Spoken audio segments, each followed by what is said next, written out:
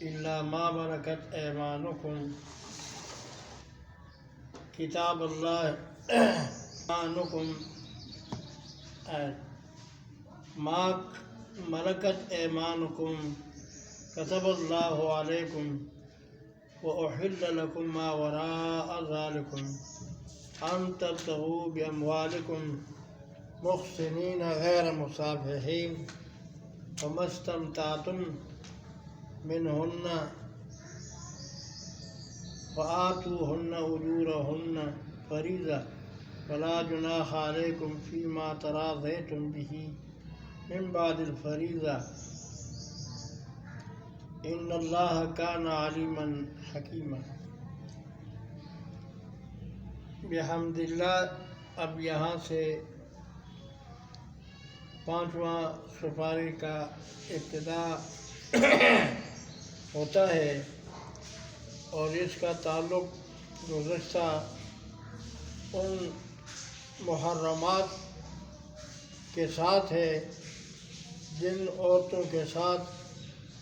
نکاح نہیں جائز۔ ان میں سے ایک وہ عورتیں ہیں جن کا پہلے سے نکاح کسی سے ہوا ہو تو ان کے ساتھ تمہارا کیا ہے نکاح نہیں کر سکتے۔ الا ما ملکت ایمانکم مگر وہ جس پر تمہارے دائیں ہاتھ مالک ہوں۔ مراد اس سے وہ باندھی ہے جو کفار سے قید میں آ جائے، وہ اگر ان کی نکاح میں بھی تھی تو ان کا وہ نکاح ختم ہو گیا اور اس کے ساتھ تم جماع بھی کر سکتے ہو اور آزاد کرنے کے بعد دوبارہ اس کے ساتھ نکاح کر سکتے ہو۔ کتاب اللہ یہ اللہ کا فیصلہ ہے علیکم تم پر۔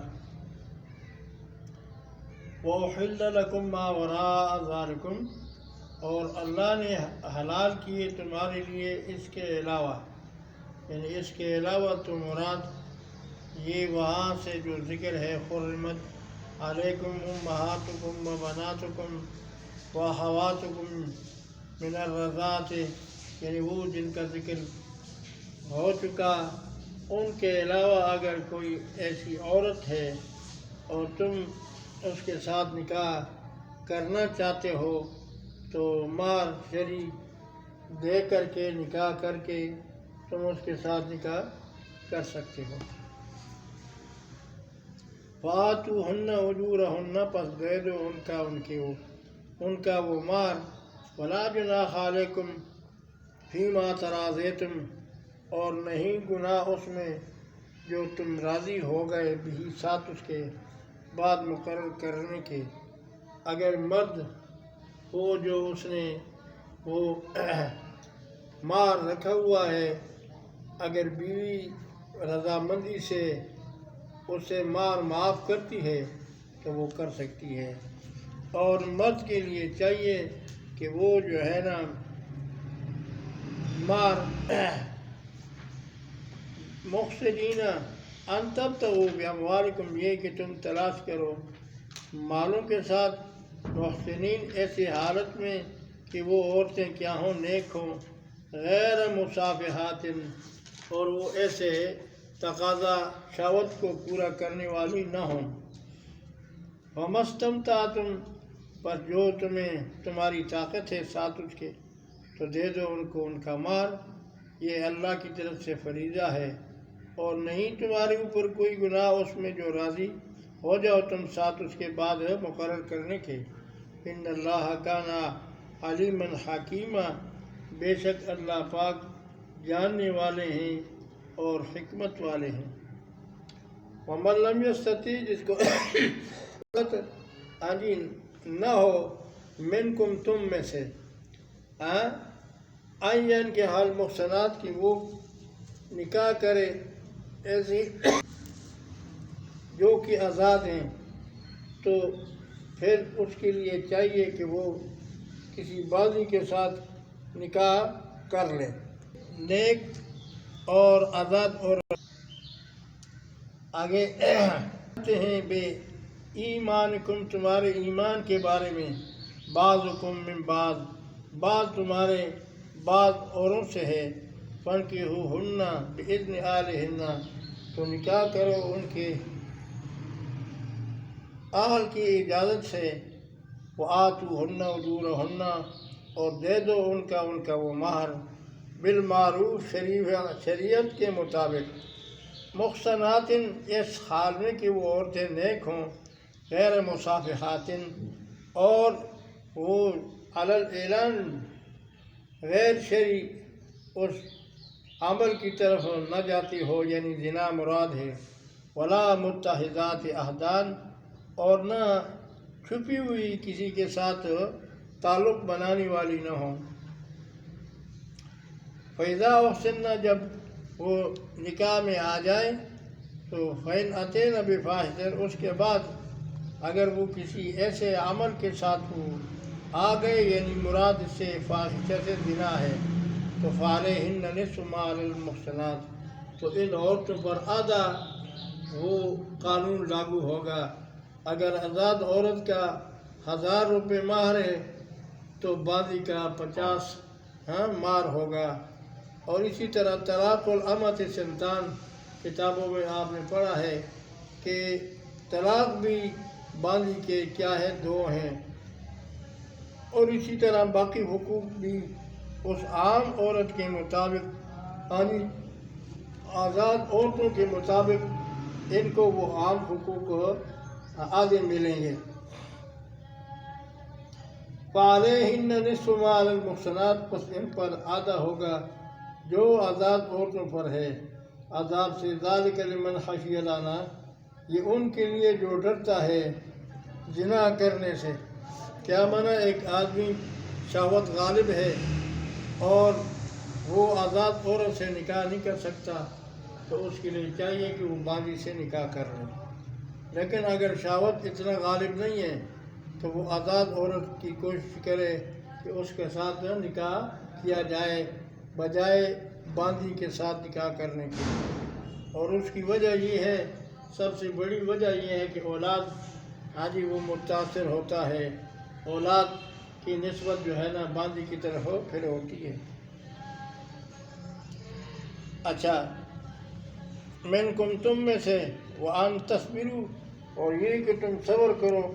خیر لکم یہ صبر تمہارے لیے بہتر ہے، واللہ غفور الرحیم اللہ بخشنے والے مہربان ہیں۔ اب یہاں پر بعض لوگوں نے کچھ ایسی باتیں بنائی ہوئی ہیں جو خلاف شرع ہے، جن کو وہ اپنے تعبیر سے، اپنے اصطلاح میں اسے کیا کہتے ہیں، متع کہتے ہیں، اور کہتا ہے کہ ایک دفعہ متع ایک انسان کرتا ہے تو اس کو حضرت علی کا مقام ملتا ہے، اور 2 دفعہ کرتا ہے تو فلاں کا، اسی طرح انہوں نے سارے کبیتے بنائے ہوئے ہیں۔ حالانکہ متع جو ہے یہ صرف اس کی 2 دفعہ، ایک دفعہ فتح مکہ سے پہلے ہوا تھا یہ حکم، بعد میں وہ آزاد کیے گئے تھے، اور بعد میں پھر یہ سارا معاملہ جو ہے نا ختم ہو گیا، اور قیامت کے دن تک اب آئندہ کے لیے متع کیا ہے، حرام ہے۔ تو رسول اللہ صلی اللہ علیہ وسلم کے وہ احادیث اس بات پہ وہ استدلال کرتے ہیں۔ آگے ادھر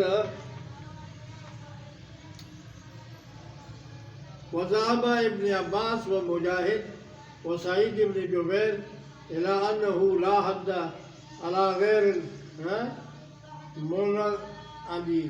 متزوجہ من کیا ہے ارقاء عملا بمفہوم شرط۔ وہ کہتے ہیں کہ ایسا آدمی جو کہ غلام تھا تو اس کے لیے جو ہے نا یہ کرنا جو ہے نا یہ کیا ہے، درست نہیں ہے۔ ٹھیک ہے جی۔ اچھا، اس کے بعد یہ مسئلہ ہے لا یجوز نکاح الامۃ علی خرۃ۔ ایک آدمی کے پاس خرہ ہے پہلے سے، اور وہ باندی کے ساتھ نکاح کرنا چاہتا ہے تو یہ نکاح اس کا باندی کے ساتھ کرنا درست نہیں ہے، اس لیے کہ اس میں توہین ہے اس آزاد عورت کی، اور باندی پر آزاد اگر کرنا چاہتا ہے تو وہ کر سکتا ہے۔ وَيَجُوزُ نِكَاحُ الْحُرَّةِ عَلَى الْأَمَةِ مِنْ غَيْرِ إِفْسَاءٍ فِي نِكَاحِ الْأَمَةِ، بیچ نکاح کس کے؟ امہ کے۔ اس کے بعد والا جو مسئلہ ہے میں نے آپ کو صرف اشارتاً بتا دیا کہ بھئی 2 دفعہ اس کے جواز ہوا تھا اور پھر ہمیشہ کے لیے وہ حرام ہو گیا۔ تفسیر خازن 366 صفحے پر اس کا ذکر کرتے ہیں، اور اسی طرح فرماتے ہیں نزلت فی المتعۃ التی کانت، یہ نازل ہوئے بیچ متع کے، التی کانت جو پہلے تھی، اور پھر اس کے بعد حین فتح مکہ، جس وقت اللہ نے مکہ فتح کیا تو یہ مسئلہ متع کا جواز کا وہ ختم ہو گیا، اور پھر ہمیشہ کے لیے تفسیری مدارک 219 میں بھی ذکر کیا ہے۔ اس طرح ابن کثیر نے 474 میں بھی اس مسئلے کا ذکر کیا ہے۔ آج اس کے بعد جو حرمت آئی تھی وہ قیامت کے دن تک وہ حرمت جاری اور ساری ہوگی، اور اس کی جواز کا کوئی صورت ہی نہیں ہے۔ اور متع کسے کہتے ہیں کہ ایک آدمی ایک جگہ چلا جائے اور وہاں اس کو ضرورت پڑ جائے تو وہ کچھ پیسے دے کر کے کچھ دنوں کے لیے کسی عورت کے ساتھ وہ جماع وغیرہ کرے اور کچھ پیسے دے دے، وہ کوئی نکاح وغیرہ وہ نہیں ہوتا۔ اس لیے شریعت میں اس چیز کی جو ہے نا بڑے دلائل کے ساتھ اس چیز کی حرمت کا ذکر ہوا ہے، اور یہ متع کیا ہے؟ حرام ہے۔ اور متع ایک وہ دوسرے پارے میں آپ پڑھ چکے ہیں کہ وہ 3 کپڑے دینے ہیں، وہ نہیں مراد متع سے، ٹھیک ہے۔ اچھا، اب منسوخ پر عمل کرنا یہ تو جہالت ہے، ناسمجھی ہے۔ وَأَن تَصْبِرُوا، اگر تم صبر کر لو، یعنی باندی سے نکاح نہ کرو اور طاقت آ جائے آزاد عورت کے ساتھ تو یہ تمہارے لیے بہتر ہے، اللہ فرماتے ہیں۔ واللہ غفور الرحیم، اللہ بخشنے والے مہربان ہیں۔ یرید اللہ لیبین لکم، اللہ ارادہ کرتے ہیں یہ کہ بیان کرے تمہارے لیے، وَيَهْدِيَكُمْ سُنَنَ الَّذِينَ، اور تمہارے رہنمائی کرے طریقہ ان لوگوں کا، من قبلکم جو تم سے پہلے گزر چکے ہیں،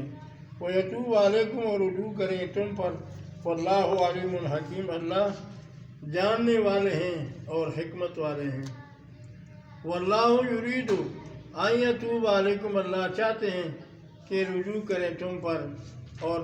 ارادہ کرتے ہیں وہ لوگ جو تابعداری کرتے ہیں شہوات کی،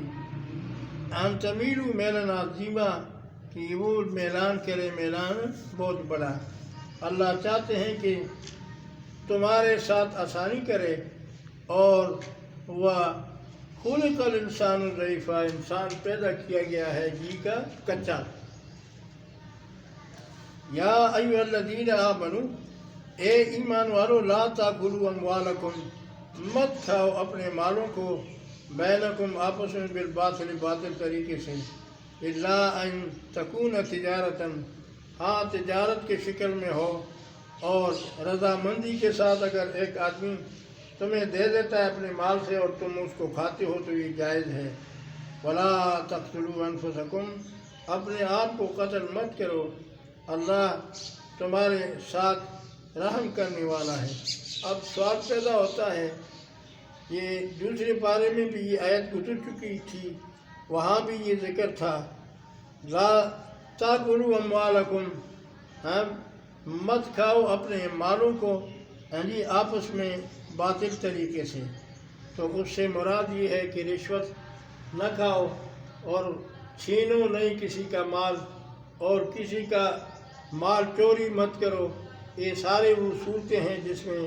تمہارے لیے یہ چیزیں کیا ہے بنا ہے۔ اور رضامندی سے اگر تمہارا کوئی بھائی دوست دیتا ہے تو وہ منع نہیں ہے۔ اور اس لیے آیت میں یہ ذکر ہے کہ نہ کرو نہ کھاؤ اپنے مالوں کو، یعنی معنی تفسیر کرتے ہیں اپنے مال کا تو کھانے سے تو منع اللہ نہیں کرتے، مراد اس سے یہ ہے کہ لا تاکلوا اموال اخوانکم، تم نہ کھاؤ اپنے بھائیوں کے مال کو باطل طریقے سے، اور باطل طریقے وہ بتا دیے ہیں دوسرے پارے میں بھی کہ رشوت ہے اور چھین کر کے لینا ہے اور چوری پہ کر کے لینا ہے، یہ تمام چیزیں باطل طریقے ہیں۔ اور اسی طرح اپنے آپ کو قتل نہ کرو، تو اپنے آپ کو تو کوئی قتل نہیں کرتا، مطلب یہ ہے کہ اپنے بھائیوں کو قتل نہ کرو، اور بھائی تمہارے جو ہے وہ تمہارے جنس ہے، تمہاری جماعت ہے، اس لیے قرآن نے تعبیر کیا کہ اپنے نفس کو قتل مت کرو، ورنہ نفس کو قتل کوئی نہیں کرتا۔ وَمَن يَفْعَلْ ذَلِكَ عُدْوَانًا، جس نے اس طرح کیا زیادتی کے ساتھ اور ظلم کے ساتھ، فَسَوْفَ نُصْلِيهِ نَارًا، عن قریب ہم ان کو آگ میں داخل کر دیں گے، وَكَانَ ذَلِكَ عَلَى اللَّهِ يَسِيرًا، اور یہ بات اللہ پہ بہت آسان ہے۔ اِن تَجْتَنِبُوا كَبَائِرَ مَا تُنْهُونَ، اگر تم بچ گئے کبائر ان گناہوں سے جن سے تمہیں منع کیا گیا ہے، تو اللہ فرماتے نکفر عنکم سیئاتکم، میں تمہارے ان گناہوں کو معاف کر دوں گا، وندخلکم مدخلا کریما، اور میں داخل کروں گا تمہیں اس جگہ میں جو عزت والی جگہ ہے۔ ولا تتمنوا ما فضل اللہ، اور تمنا حکم رعیت نمبر 12 بتایا تھا پہلے صورت کے پہلے حصے میں، نساء میں احکام رعیت ہوں گے 14، اور 14 احکام رعیت کے بعد اصل مسئلہ توحید بیان ہوگا، اور پھر اس کے بعد پھر 9 احکام سلطانیہ بیان ہوں گے ہے، تو یہ ان احکامات رعیت میں سے 12واں حکم رعیت ہے۔ ولا تتمنوا ما فضل اللہ به بعضکم علی بعض، تمنا مت کرو اس بات کی جو اللہ نے فضیلت دی ہے بعض کو بعض اوروں پر، للرجال نصیب، مردوں کے لیے حصہ ہے، مما کسبوا جو انہوں نے کمایا، وللنساء نصیب، اور عورتوں کے لیے حصہ ہے سب جو انہوں نے کمایا ہے۔ وَاسْأَلُوا اللَّهَ، اللہ سے سوال کرو، من فضلہ، اس کے فضل سے، ان اللہ کان بکل شیء علیما، بے شک اللہ ہر چیز پر علم رکھنے والے ہیں۔ وَلِكُلٍّ جَعَلْنَا مَوَالِيَ مِمَّا تَرَكَ الْوَالِدَانِ، اور ہر ایک کے لیے ہم نے حقوق دیے ہیں اور حق دیا ہے اس میں مال میں جو والدین چھوڑ دے، رشتہ دار اور وہ لوگ جن کے ساتھ تمہارا عقد ہوا ہے۔ یہ مسئلہ ابتداء اسلام میں تھا، اور پھر یہ مسئلہ کیا ہو گیا، ختم ہو گیا۔ ابتداء اسلام میں جو مہاجرین تھے وہ مدینہ طیبہ جب گئے تو ان کے ساتھ انصار نے معاہدہ کیا کہ ہم اپنے مال میں سے کچھ حصہ آپ کو دیں گے، تو یہ وعدہ تھا وہ اس وقت، پھر یہ وعدہ جو ہے نا وہ کیا ہو گیا، ختم ہو گیا۔ والاقربون، رشتہ دار، والذین عقدت ایمانکم، اور وہ جن کے ساتھ تمہارا عقد ہوا ہے، تو فآتوہم ہم نصیبہم، ان کو ان کا وہ حصہ دے دو، ان اللہ کان علی کل شیء شہیدا، بے شک اللہ ہر چیز پر کیا ہے، گواہ ہے۔ الرجال قوامون علی النساء، اللہ نے مردوں کو بہتری عطا کی ہے عورتوں پر، جو مقام اللہ نے مرد کو دیا ہے وہ مقام عورت کو نہیں حاصل، اس لیے مردوں کے لیے فوقیت ہے کس پر، عورتوں پر۔ بما فضل اللہ بعضهم، اس لیے اللہ نے فضیلت دی بعض کو بعض اوروں پر، وبما انفقوا، اور وہ جو خرچ کرتے ہیں، من اموالہم، مالوں سے، فالصالحات، نیک قانتات، تابعدار، حافظات، حفاظت کرنے والی، للغیب، ہاں جی، موجودگی خاون کے، بما حافظ اللہ، بوجہ اس کی کہ اللہ نے جو حفاظت کی ہوئی ہے، واللاتی تخافون نشوزہن، اور وہ عورتیں جن کے بارے میں تمہیں خطرہ ہو، ڈر ہو کہ یہ تابعداری تمہاری نہیں کریں گے، تو فاعظوہن، ان کو واعظ کرو، نصیحت کرو، سمجھاؤ، اور ان کی کروٹوں یعنی بستر ان کا چھوڑ دو، ان کی چارپائی کو چھوڑ دو، تو ان میں اگر سمجھ ہوگی تو وہ تمہیں پھر راضی کرنے کی کوششیں کریں گے، اور انہیں مارو، یعنی بقدر ضرورت تم مار بھی سکتے ہو۔ تفسیر روح المعانی نے یہاں تفصیل بتایا ہے،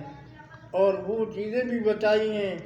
جن پر خاوند کو ڈانٹنے کی ضرورت اگر محسوس ہو جائے تو وہ کر سکتا ہے۔ ان میں ایک یہ ہے کہ مرد عورت کو اس بات کی کہ اگر دعوت دیتا ہے کہ تم جو ہے نا صاف ستھری نہیں رہتے، تو مرد اس پہ اس کو ڈانٹ سکتا ہے، اور بغیر اجازت سے اگر گھر سے نکلتی ہے تو اس کے بارے میں بھی مرد کو یہ حق حاصل ہے کہ وہ اسے بغیر اجازت سے گھر سے باہر نہ اجازت دے دے، اور نماز اگر نہیں پڑھتی تو اس صورت میں بھی مرد کو یہ حق حاصل ہے کہ وہ زبردستی نماز کا حکم دیں گے۔ فرمایا مارو ان کو اگر وہ تمہاری تابعداری کریں، تو فلا تبغوا علیہن سبیلا، تم ان کے اوپر کوئی اور کوئی راستہ تم نہیں نکال سکتے۔ تو وہ مارنے سے مراد وہ مارنا نہیں ہے کہ بہت بڑا آلہ ہو اور اسے مارو، عورت کے صنف نازک ہوتی ہے، تو اس لیے مارنے سے مراد وہ مختصر مارنے کا ذکر ہے جس سے کوئی اعضاء وغیرہ ٹوٹنے کا خطرہ نہ ہو، اس قسم کا تم مار بھی سکتے ہو۔ اگر یہ ان اللہ کان علیٰ کبیرہ، بے شک اللہ بلند ہے اور بڑے ہیں۔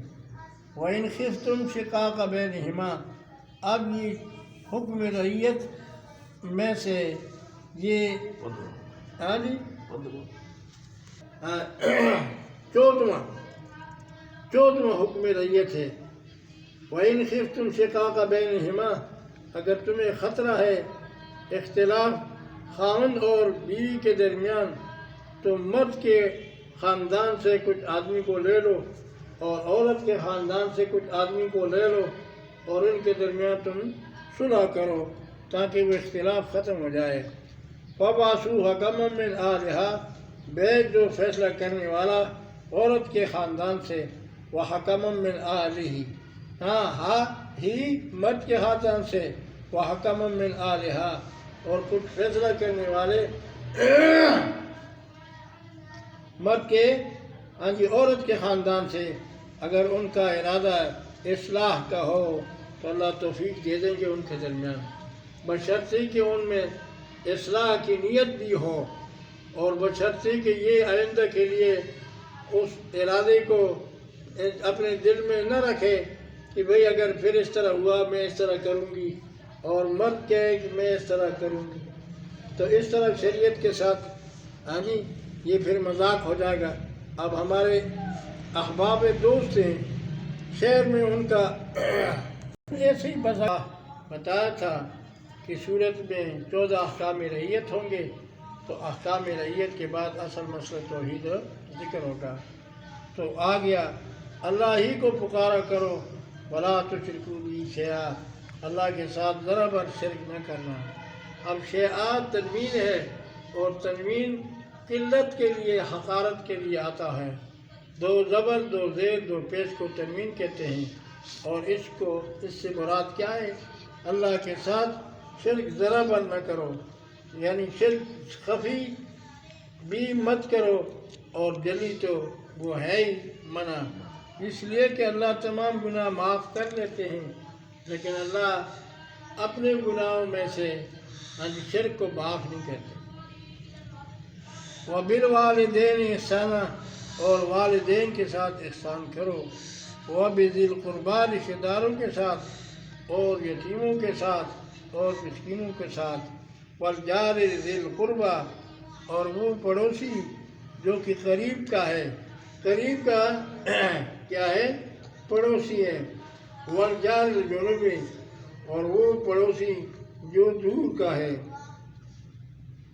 والصاحب بالجنب اور وہ ساتھی جو سفر میں تیرا رفیق ہے، تمہارے ساتھ بیٹھا ہوا ہے،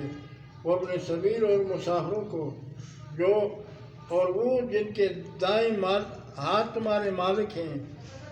ان اللہ لا يحب من کان مختالا فخورا، بے شک اللہ پاک نہیں پسند کہ ان کو جو فخر کرتے ہیں اور اکڑ کر کے چلتے ہیں راستے پر۔ الذین یبخلون، یہ تخفیف اخروی ہے، وہ لوگ جو کنجوسی کرتے ہیں اور حکم دیتے ہیں لوگوں کو بالبخل یا کنجوسی کا، وَيَكْتُمُونَ مَا آتَاهُمُ اللَّهُ اور ان شرعی مسائل کو چھپاتے ہیں جو اللہ نے ان کو وہ دیے ہوئے من فضل سے، اور ہم نے تیار کیا ہے کافروں کے لیے عذاب مہینہ، ایسا عذاب جو توہین والا ہے۔ والذین ينفقون اور وہ لوگ جو خرچ کرتے ہیں اللہ کے راستے میں اپنے مالوں کو رعاء الناس دکھلاوے کے لیے، ولا یؤمنون باللہ اور ایمان اللہ کی توحید پر نہیں لے آتے اور نہ آخرت کے دن پر ایمان لے آتے ہیں۔ ومن یکن الشیطان اور جو کے لیے ہوا شیطان دوست، فساء قرینا وہ بہت برا دوست ہے۔ اب سوال پیدا ہوتا ہے کہ ریاکار جس کا اللہ کی ذات پہ اللہ کی توحید پر ایمان نہیں اور نہ آخرت پر، تو باقی بھی تو شریعت کے کئی احکام تھے اور ان میں سے نماز بھی ہے، حج بھی ہے، زکوٰۃ بھی ہے، ان کا ذکر کیوں نہیں کیا؟ تو جواب ہے تفسیروں میں کہ بھئی ایمان باللہ اور ایمان بالآخرہ، ایمان باللہ ابتدا میں شرط ہے اور آخر میں قیامت کے دن پر ایمان لانا شرط ہے، تو اس لیے اول اور آخر آ گیا، تو باقی اس درمیان میں وہ جو سارا معاملہ ہے، مسئلہ ہے، وہ اس میں کیا ہے آ جائے گا۔ اچھا، وماذا علیہم کیا ہوا ان پر، لو آمنو اگر وہ ایمان لاتے اللہ پر اور آخرت کے دن پر اور خرچ کرتے اس مال میں سے جو ہم نے ان کو دیا ہے، وکان اللہ بہم علیما اور ہے اللہ پاک ان کے حال پہ جاننے والا۔ ان اللہ لا یظلم مثقال ذرۃ، بے شک اللہ ظلم نہیں کرتے مثقال ذرے کے برابر، اور مثقال اس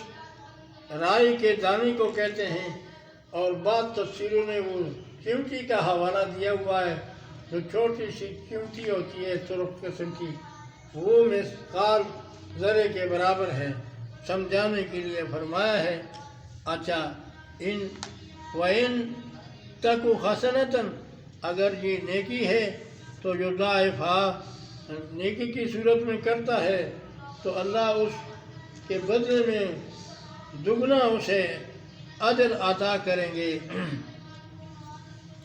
وَيُؤْتِ مِن لَّدُنْهُ أَجْرًا عَظِيمًا اور دیں گے اپنی طرف سے اجر بہت بڑا۔ فَكَيْفَ إِذَا جِئْنَا پس کیا حال ہوگا جب ہم لے آئیں گے ہر ایک امت سے بشہید احوال بتانے والا، مراد ہر امت کے اوپر جو نبی ہوتا ہے وہ ان کا کیا ہوتا ہے، نگران ہوتا ہے، اور وجینا بکم تمہیں بھی لایا جائے گا علی ہؤلاء اس امت پر شہیدا گواہ۔ یومئذ یود الذین اس دن دوست رکھیں گے وہ لوگ جنہوں نے کفر کیا، وعصوا الرسول اور نافرمانی کی رسول کی، لو تسوا بہم الارض یہ لو فرضیہ ہے،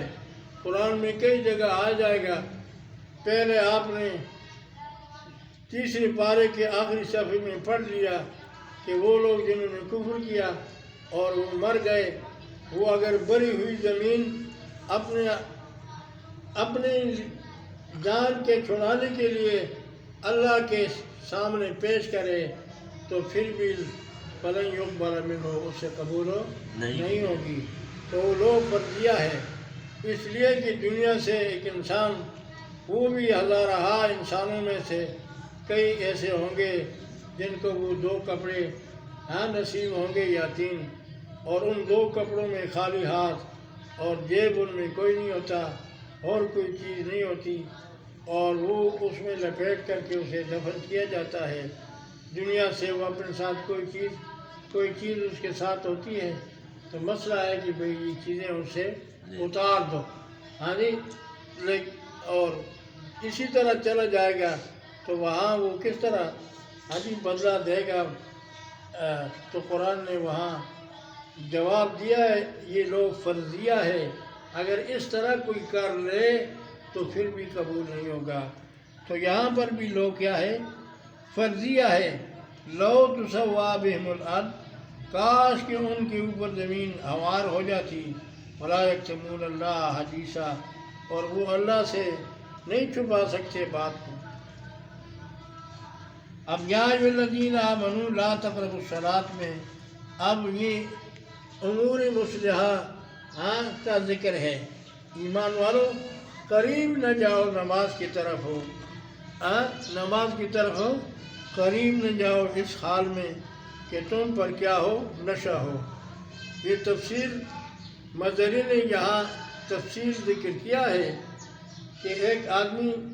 یعنی جس کو کہتے ہیں فاقد الطہورین، جس کے پاس کوئی پانی وغیرہ نہیں استعمال نہیں کر سکتا، تو وہ کیا کرے؟ تو تفسیری مظہری نے اس پر بہت تفصیل کرتے ہوئے یہ بات انہوں نے ذکر کی ہے کہ وہ آدمی آج نماز پڑھتا رہے اور جس وقت اس